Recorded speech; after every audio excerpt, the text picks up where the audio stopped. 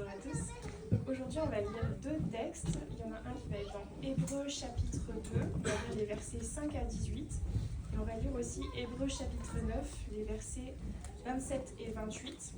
Donc vous trouverez ça dans les Bibles qu'il y a sur vos chaises à la page 788. C'est tout à la fin de la Bible.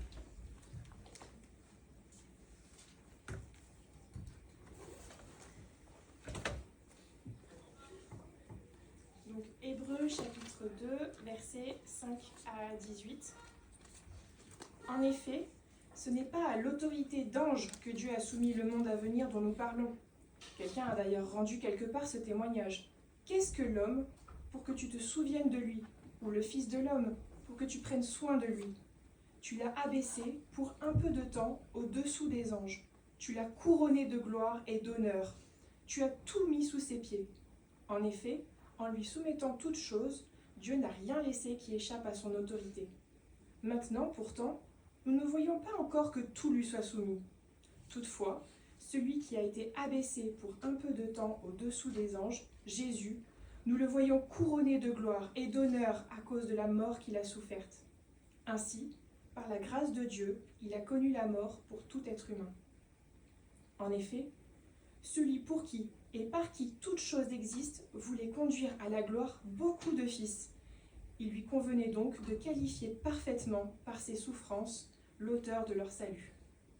De fait, celui qui procure la sainteté et ceux qui en bénéficient ont tous une seule et même origine.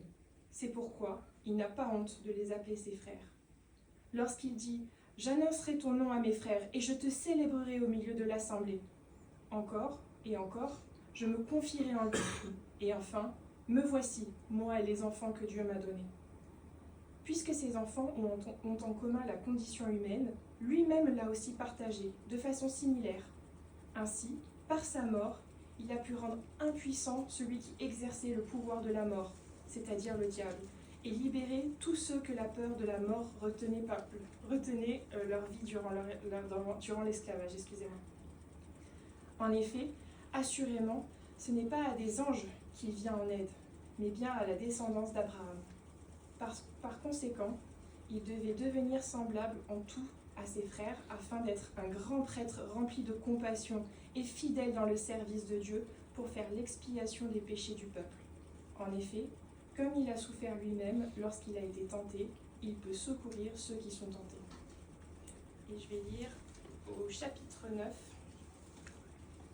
les versets 27 et 28. Donc c'est quelques pages plus loin. Hébreux chapitre 9, versets 27 et 28. Il est réservé aux êtres humains de mourir une seule fois, après quoi vient le jugement. De même, Christ s'est offert une seule fois pour porter les péchés de beaucoup d'hommes. Puis il apparaîtra une seconde fois, sans rapport avec le péché, à ceux qui l'attendent pour leur salut.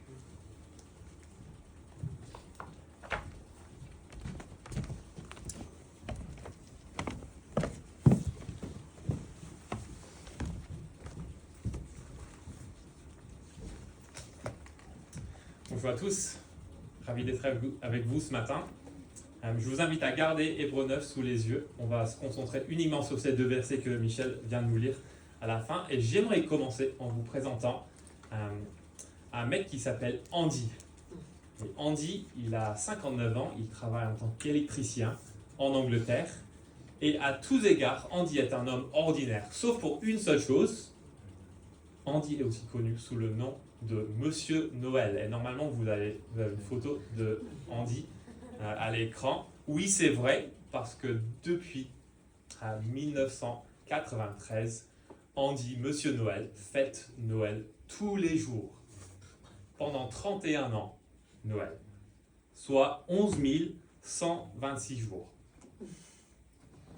Chaque matin, il ouvre une carte qui s'est envoyée à la veille. Ensuite, il prend un sandwich à la dinde avec 5 petites tartelettes ou des mince pies pour des Anglais pour le petit-déj. Et il mange systématiquement un repas de Noël complet avec toute la garniture tous les midis. Et selon les estimations officielles, il a consommé plus de 1,5 million de choux de Bruxelles et a dépensé plus de 500 000 livres sterling rien qu'en dinde et en champagne. Et heureusement pour Andy, elle est invitée chez un ami le 25 décembre, donc il n'a pas à se donner la peine pour cuisiner un jour par an. Mais comme vous pouvez constater, pour Andy, Noël, c'est une grande affaire. Noël, c'est très important. Et vous, comment est-ce que vous vous sentez par rapport à Noël cette année? Enthousiaste? Stressé? Un peu bof? Beaucoup d'entre nous aiment Noël, n'est-ce pas? Si vous êtes ma femme, vous écoutez la musique de Noël depuis début octobre. Vous avez déjà acheté le sapin de Noël et vous êtes trop content de sortir votre dernier pull de Noël, celui avec les petites lumières clignotantes. Pour vous, Noël est synonyme de magie et de joie transcendante. Noël, c'est le point culminant de l'année civile, n'est-ce pas? Mais d'autres sont peut-être un peu plus réticents. Est-ce que vous savez que le mois de décembre a été déclaré officiellement par les psychologues professionnels le mois le plus stressant de l'année? Ça peut être vrai, n'est-ce pas? Et puis il y a les tensions familiales, il y a des grèves de train, il y a cette tristesse parce que papy n'est plus là. Et Noël est bien souvent bien plus stressant, bien plus frustrant, bien plus décevant que ne laissent croire les publicités. Pourquoi s'embêter avec Noël? Alors, quelles que soient vos attentes pour Noël cette année, l'auteur des 2 versets que nous allons voir ce matin, il veut nous amener à prendre Noël très au sérieux, bien plus sérieusement encore que notre ami Andy, Monsieur Noël. Donc, je vous invite à regarder Hébreux 9, 27 à 28 et à garder ce passage sous les yeux. Il est réservé aux êtres humains de mourir une seule fois, après quoi vient le jugement. De même, Christ s'est offert une seule fois pour porter les péchés de beaucoup d'hommes, puis il apparaîtra une seconde fois, sans rapport avec le péché, à ceux qui l'attendent pour leur salut. Je vous propose de voir 3 choses ce matin qui ressortent de ce passage. La nécessité de Noël. Noël, c'est l'événement dont l'humanité a le plus besoin. On ne peut pas passer à côté de cet événement. Deuxièmement, le sens de Noël. Noël, c'est une grande affaire. Parce que Dieu nous offre un cadeau d'une valeur inouïe. Et puis troisièmement, l'espérance de Noël. Noël, c'est une grande affaire parce que la première venue de Jésus dans le monde anticipe sa deuxième venue. À Noël, Dieu déclenche la fin du monde. Ça, c'est ce qu'on va voir ce matin. On va commencer par la nécessité de Noël. Et si vous commencez à vous mettre dans l'esprit de Noël, je suis désolé. Parce que vous allez devoir laisser de côté l'anticipation des cadeaux et des sapins pendant quelques instants. C'est parce qu'au verset 27, l'auteur de l'Épître aux Hébreux, il nous confronte à une réalité dure, une réalité dérangeante, dont personne ne va en parler. Nous allons tous mourir. Et selon lui, si vous voulez connaître la véritable ampleur de ce qui s'est passé lors du premier Noël, si vous voulez être vraiment dans l'émerveillement de cette fête, il faut commencer par la mort. Parce que verset 27, c'est un appel à nous souvenir de notre mort, memento mori, en admettant quelque chose qu'on essaie tous d'ignorer. Nous allons tous mourir.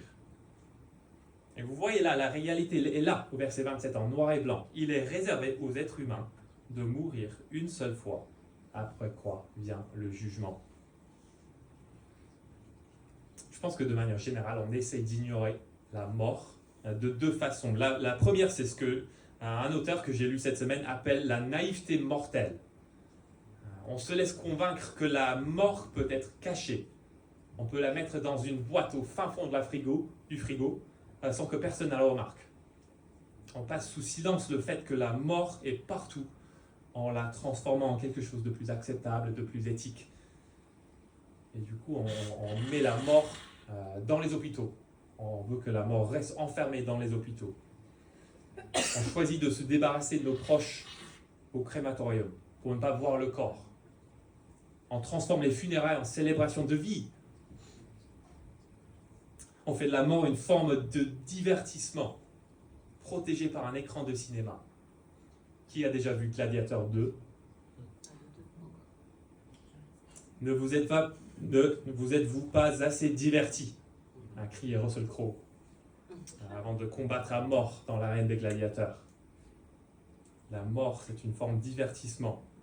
J'ai appris cette semaine qu'il y a même une clinique d'avortement aux États-Unis dont les publicités invitent les femmes à prendre soin de leur corps. Si certains veulent choisir un langage positif, d'autres veulent juste se défoncer pour oublier ce qui les attend. Mangeant, buvant, puisque demain nous mourrons. Quel est le problème avec cette naïveté mortelle? Elle fait semblant que la mort est divertissante. Elle se croit capable de dompter la mort en employant un langage politiquement correct. Mais la mort est une horreur, un scandale. Et on est naïf de penser le contraire. Et l'autre façon dont on peut ignorer la mort, c'est ce qu'on pourrait appeler le contrôle mortel. On se dit qu'on peut manipuler la mort grâce à nos procédés scientifiques, grâce à nos technologies avancées. C'est pour ça qu'on nous propose des crèmes pour le visage, des crèmes pour la peau, des boissons protéinées, des liftings. J'ai découvert cette semaine aussi que le marché des cosmétiques en France a été évalué à 10,61 milliards de dollars en 2023. Ça, c'est énorme. Est-ce que vous avez entendu parler de Brian Johnson, le fondateur d'un organisme qui s'appelle Blueprint aux États-Unis, qui a dépensé des millions de dollars pour développer un algorithme scientifique qui vise à prévenir le vieillissement et à terme la mort. Et il a mis sur Instagram il n'y a pas longtemps, la mort est notre seul ennemi. Et il pense qu'il peut la vaincre avec un algorithme, comme sur Netflix. Bonne chance. Je sais que pour certains d'entre nous, la mort peut être très effrayante. J'avoue qu'il m'est arrivé plusieurs fois d'être accablé par l'idée de ma propre mort. Et je suis sûr qu'il y a dans cette salle des personnes qui luttent avec ces craintes, ces peurs. Peut-être certains d'entre vous s'occupent des parents âgés qui ont déjà perdu des êtres chers. La mort envahit notre vie. Et en même temps, combien de personnes aujourd'hui ont peur de perdre leur réputation sur les réseaux sociaux ou de perdre un emploi, mais ne réfléchissent même pas une seconde à la possibilité de perdre leur vie? C'est ce que Blaise Pascal a observé dans ses pensées. Il a dit ceci: « Rien n'est si important à l'homme que son état, rien ne lui est si redoutable que l'éternité. » Et ainsi qu'il se trouve des hommes indifférents à la perte de leur être et au péril d'une éternité de misère, cela n'est point naturel.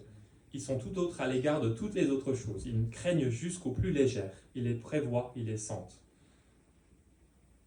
Et ce même homme qui passe tant de joie et de nuit dans la rage et dans le désespoir pour la perte d'une charge ou pour quelque offense imaginaire à son honneur, c'est celui-là même qui sait qu'il va tout perdre par la mort, sans inquiétude et sans émotion.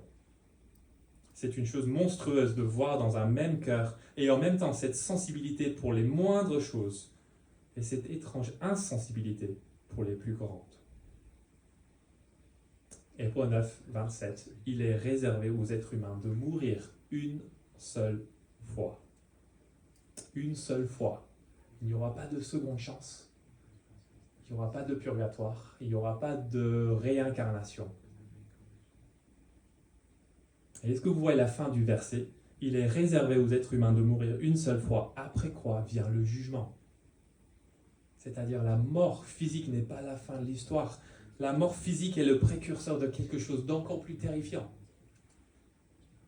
La Bible explique comment chaque être humain est par nature une rebelle contre son Créateur.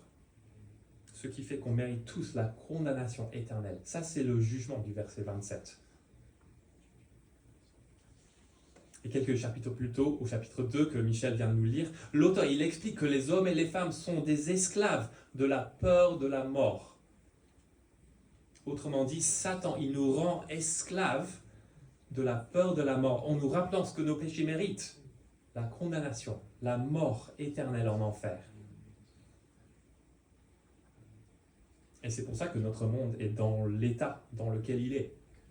Notre monde ressemble au pays de Narnia dans les livres de C.S. Lewis, où Lewis décrit le règne de la sorcière blanche avant la venue du lion Aslan. C'est toujours l'hiver à Narnia, toujours l'hiver, mais jamais Noël. On vit dans un monde sombre, glacial, qui a désespérément besoin de Noël, le vrai Noël, Alors, est-ce qu'il y a une solution? La réponse est oui au verset 28, et cela nous amène de la nécessité au sens de Noël, le sens de Noël. Parce que là où la mort est toujours présente comme un hiver perpétuel, Dieu annonce au verset 28 que Noël est enfin arrivé. Regardez avec moi le début du verset 28. Et notez, si vous voulez bien, les parallèles avec le verset 27. Verset 27, il est réservé aux êtres humains de mourir une seule fois, après quoi vient le jugement. De même, Christ s'est offert une seule fois pour porter les péchés de beaucoup d'hommes. Le verset 28 est le renversement total de la situation atroce au verset 27. Il est réservé aux hommes, ou bien tout comme il est réservé aux hommes, de même Christ. Tout comme il est réservé aux hommes de mourir, de même Christ s'est offert. Mourir une seule fois, Christ s'est offert une seule fois. Après quoi vient le jugement pour porter les péchés de beaucoup d'hommes. Alors voici le sens de Noël. L'humanité subit la condamnation de la mort à cause du péché une seule fois. Mais Dieu nous offre Christ pour subir cette condamnation à notre place une seule fois. Ça, c'est le message de Noël. Ça, c'est le sens de Noël. La venue du Christ est le point culminant de toute l'histoire. Vous voyez le verset 26, c'est un peu plus haut. Mais maintenant, à la fin des temps, il s'est révélé une seule fois pour abolir le péché par son sacrifice. La venue du Christ pour mourir est aussi définitive que la mort elle-même, une seule fois. Et la venue du Christ dans le monde est le moment où Dieu nous offre son plus grand cadeau de Noël, lui-même. Christ s'est offert une seule fois pour porter les péchés de beaucoup d'hommes. Alors c'est vrai que lorsqu'on pense à Noël, on pense la plupart du temps à la naissance de Jésus. Et c'est vrai. Et pourtant, dans la lettre aux Hébreux, la venue du Christ dans le monde est un seul événement qui se déroule en plusieurs étapes. Du coup, quand je dis Noël ce matin, je ne veux pas que vous ayez en tête seulement la crèche et les bergers et les mages. Quand je dis Noël, il faut plutôt penser à un chemin, un voyage qui va du ciel jusqu'à la terre et puis de la terre jusqu'au ciel. La conception miraculeuse de Jésus est le point de départ, le point de départ du voyage qui comprend sa naissance, sa vie, sa souffrance, ensuite sa mort, sa résurrection, son ascension où il s'assied de nouveau à la droite du Père en tant que roi prêtre qui règne et qui intercède en faveur de son peuple. Et la lettre aux Hébreux s'articule autour de cette structure de ce voyage et ça commence au chapitre 2 par l'incarnation. Et donc je vous invite à garder un droit dans Hébreux 9 et à trouver Hébreux 2, verset 9 avec moi. Car au chapitre 2, verset 9, l'auteur il décrit le début, la fin et le centre de ce voyage de Jésus-Christ. Donc Hébreux 2, verset 9, l'auteur dit ceci, il dit « Toutefois, celui qui a été abaissé pour un peu de temps au-dessous des anges, autrement dit l'incarnation de Jésus, Jésus, nous le voyons couronné de gloire et d'honneur. » C'est-à-dire Jésus, il est ressuscité, monté au ciel, ça c'est la fin du voyage, à cause de la mort qu'il a soufferte. C'est-à-dire sa mort à la croix, le centre du voyage. Donc le voyage de Christ, Noël, est en forme de U, un peu comme les montagnes russes, comme le siphon en dessous de votre évier dans la cuisine. Ce voyage est en forme de U. Le Fils, il quitte la gloire du ciel afin de mourir, après quoi il remonte au ciel pour être de nouveau dans la gloire. Et pourquoi est-ce qu'il a fait cela? Il y avait ce centre, c'est la croix. Et si vous regardez la fin du verset 9 et le début du verset 10, on voit ça très clairement. Ainsi, par la grâce de Dieu, il a connu la mort pour tout être humain. En effet, celui pour qui et par qui toute chose existe voulait conduire à la gloire beaucoup de fils. Et maintenant, regardez le début du verset 14. Puisque ces enfants ont en commun la condition humaine, lui-même, c'est-à-dire Jésus, l'a partagée de façon similaire. Donc le Fils connaît la mort afin de conduire beaucoup de fils dans la gloire. Autrement dit, Jésus, il s'embarque dans ce voyage pour nous emmener avec lui, à travers la mort et dans la gloire. Et verset 14, Jésus partage notre condition humaine. C'est extraordinaire cela. Qu'est-ce que ça signifie? Deux choses. D'abord, verset 14, la solidarité. Le Fils devient humain, comme nous. Jésus, il ne porte pas notre humanité comme un escargot porte sa coquille. Non, en fait, le Fils, il est pleinement Dieu, mais il ajoute à sa nature divine une nature humaine pour devenir une seule personne, Jésus-Christ, le Fils de Dieu incarné, pleinement divin, pleinement humain. Il assume notre chair fragile et faible, mais sans aucune trace de péché. Il s'identifie à nous de la manière la plus intime possible. Et donc, si tu souffres dans ton corps en ce moment, Jésus sait ce que tu vis. Lui aussi, il a un corps qui a souffert. Quel cadeau de la part de Dieu, n'est-ce pas? Mais cette solidarité a un but précis qui est encore plus extraordinaire, notamment la substitution. Donc solidarité et puis substitution. Et ça, c'est l'idée du verset 9, où Jésus connaît la mort pour tout être humain. Ou plus précisément, à la place de tout être humain. Et c'est la même idée au verset 28 du chapitre 9. Donc si vous voulez revenir au chapitre 9, verset 28, Christ s'est offert une seule fois pour porter les péchés de beaucoup d'hommes. On se réjouit à Noël que Dieu nous envoie un bébé dans le monde, mais la bonne nouvelle de Noël, c'est que ce bébé est devenu un adulte. Jésus, il a vécu toute l'expérience humaine, la souffrance et ultimement la mort. Et à la croix, Jésus, il prend notre place. Il subit le jugement éternel que nous méritons. Le péché entraîne le mort d'un homme, parce que c'est les êtres humains qui ont péché. Mais en même temps, le péché est une offense à Dieu. Et par conséquent, seul Dieu peut satisfaire les exigences de sa justice. Mais voici le cadeau que Dieu nous offre à Noël. Jésus, Dieu fait homme. Il vit une vie parfaite. Et il boit la coupe du châtiment divin afin de porter tous nos péchés à notre place pour nous en débarrasser. C'est la mort de Jésus qui vainc la mort. Le prix est payé. Satan est rendu au silence. Vous vous dites peut-être, c'est chouette, merci Jésus, c'est super que Jésus soit prêt à se sacrifier pour nous. Mais franchement, ce n'est pas le type de cadeau que je cherche en ce moment. Ce n'est pas le type de cadeau que je veux. Ça n'a rien à voir avec ma vie. Mais verset 24, un peu plus haut, regardez le verset 24, parce qu'en vrai, ce passage, ce verset se trouve dans un contexte qui ne parle pas de l'incarnation de Jésus, mais plutôt de l'ascension de Jésus.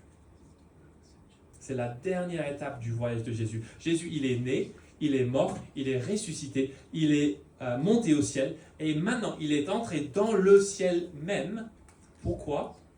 Verset 24. En effet, Christ n'est pas entré dans un sanctuaire fait par la main de l'homme, dans une simple copie du véritable, mais il est entré dans le ciel même afin de se présenter maintenant pour nous devant Dieu.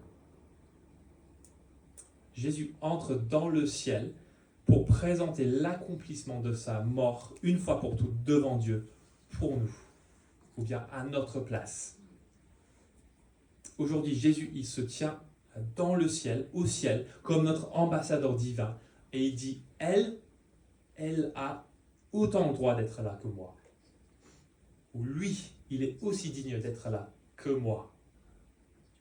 Jésus, il porte notre humanité et il l'amène dans le ciel, auprès du Père. Il nous permet d'avoir accès au ciel, dans notre humanité. Et donc, dans un monde sous l'emprise de la mort, Hébreux 9 annonce cette bonne nouvelle que Noël est enfin arrivé. Grâce à Jésus, notre voyage ne se terminera pas par la mort, mais par la vie abondante et impérissable avec Christ. Quel cadeau, n'est-ce pas? Et vous vous dites peut-être, j'ai pas l'impression d'être au ciel maintenant. J'ai pas l'impression de vivre dans un monde où la mort est vaincue. Où est Jésus? Qu'est-ce qu'il fait?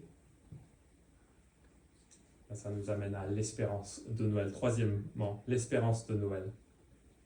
Et ce matin, on a eu le plaisir avec nos enfants d'ouvrir la première fenêtre des calendriers de l'Avent. Et les enfants se sont régalés du chocolat, bien sûr. Et dans 24 jours, l'attente sera terminée.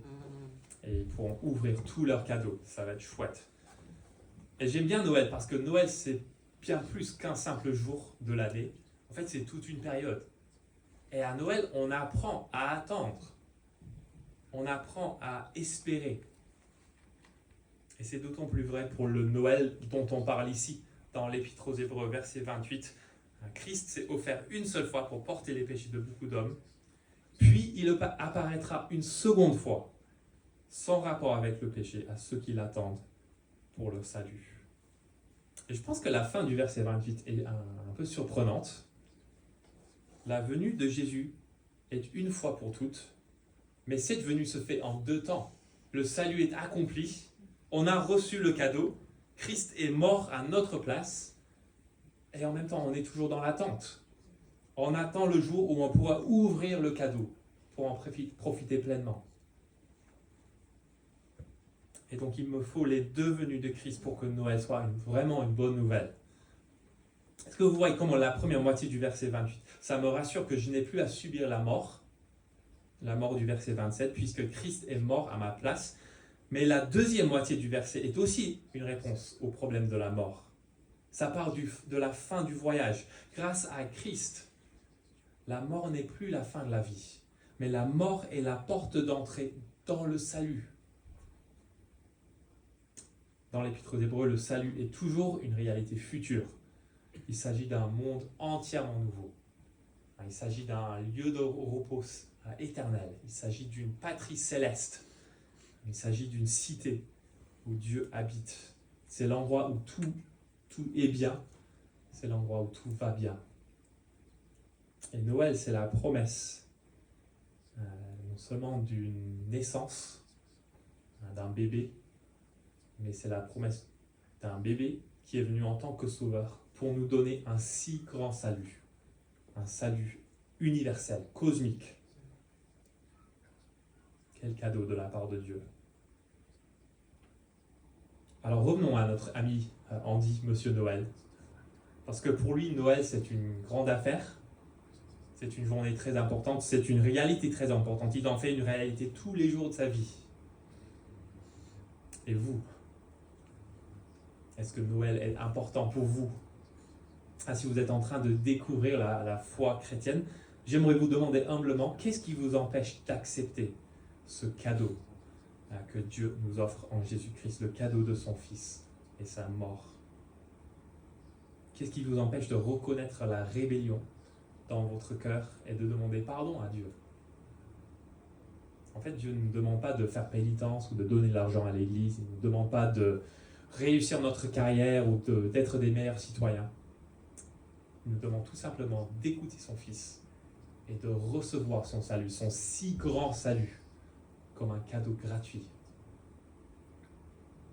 Si mes enfants se réveillent le 25 décembre et sortent leur portefeuille en me disant « Papa, combien est-ce qu'on te doit pour tous ces cadeaux ?»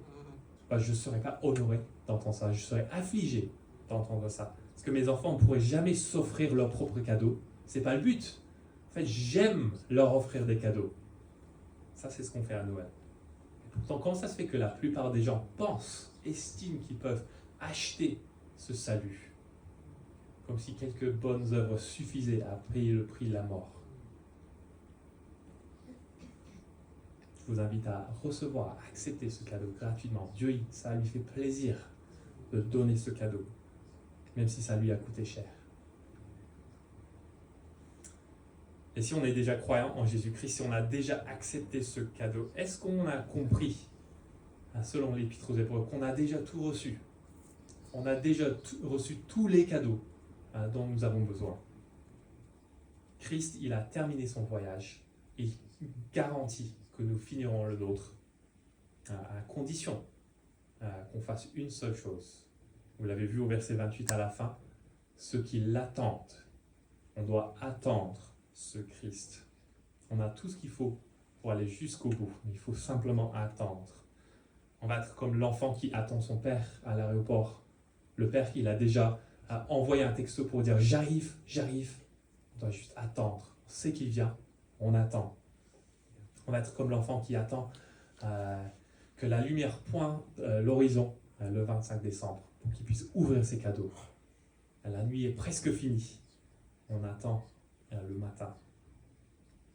Et donc j'aimerais nous encourager à prendre le temps pendant le mois de décembre à réfléchir à Noël, à réfléchir au sens de Noël et à l'espérance de Noël. Pensez à ce que Dieu a fait dans le passé. Celui qui a créé les étoiles, il est devenu un petit garçon pour nous sauver. Réfléchissez à ce que Dieu a fait, ou réfléchissez plutôt à ce que Dieu fait dans votre vie, dans le présent. Jésus a vaincu la mort et il se tient dans le ciel maintenant pour nous, à notre place. Notre place est garantie. Et on peut méditer ce que Dieu va faire dans le futur. Christ, notre Sauveur, reviendra sans rapport avec le péché. Il a déjà payé le prix, mais reviendra pour nous donner le salut. Et c'est ce que font les chrétiens depuis presque 2000 ans. Le 1er décembre marque le début de cette période qu'on appelle l'Avent. L'Avent, ça signifie tout simplement la venue. Et donc si Noël évoque la première venue de Jésus, il évoque aussi sa seconde venue, sa deuxième venue.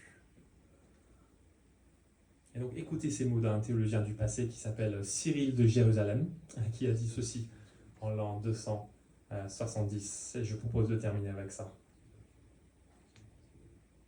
Cyril de Jérusalem, il a dit ceci: « Nous annonçons l'avènement du Christ. Non pas un avènement seulement, mais aussi un second, qui est beaucoup plus beau que le premier. Celui-ci, en effet, comportait une signification de souffrance, et celui-là porte le diadème de la royauté divine. Le plus souvent, en effet, tout ce qui concerne notre Seigneur Jésus-Christ est double. Double naissance, l'une de Dieu avant les siècles, l'autre de la Vierge à la plénitude des siècles. Double descente, l'une imperceptible comme celle de la pluie sur la toison, la seconde éclatante, celle qui est à venir. Dans le premier avènement, il est enveloppé de l'ange dans la crèche. Dans le second, il est revêtu de lumière comme d'un manteau. Dans le premier, il a subi la croix, ayant méprisé la honte. Dans le second, il viendra escorté par l'armée des anges, en triomphateur. Nous ne nous arrêtons pas au premier avènement. Nous attendons aussi le second. Comme nous avons dit lors du premier, béni soit celui qui vient au nom du Seigneur. Nous le répéterons encore pour le second. En accourant avec les anges à la rencontre du Seigneur, nous lui dirons en l'adorant: béni soit celui qui vient au nom du Seigneur. Je vous invite à prier.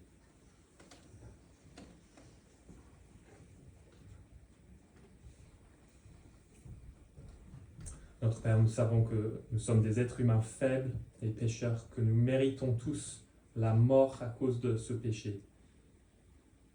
Et nous reconnaissons que sans Christ, sans la venue de ton Fils dans le monde, la mort serait la fin de notre vie. Mais merci pour le cadeau infiniment précieux de Jésus-Christ que tu nous offres à Noël. Merci pour sa naissance, pour sa vie, pour sa mort, pour sa résurrection, pour son ascension, qui nous permettent d'avoir la vie avec toi, maintenant et pour toujours.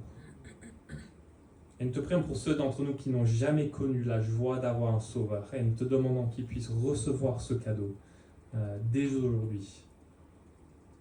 Et nous te prions également pour ceux d'entre nous qui ont déjà reçu ce cadeau, mais qui attendent encore le jour où nous pourrons en profiter pleinement.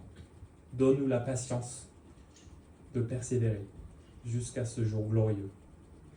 Et Seigneur Jésus, nous avons hâte de ton retour et nous te prions de venir bientôt. Nous te prions cela en ton nom. Amen.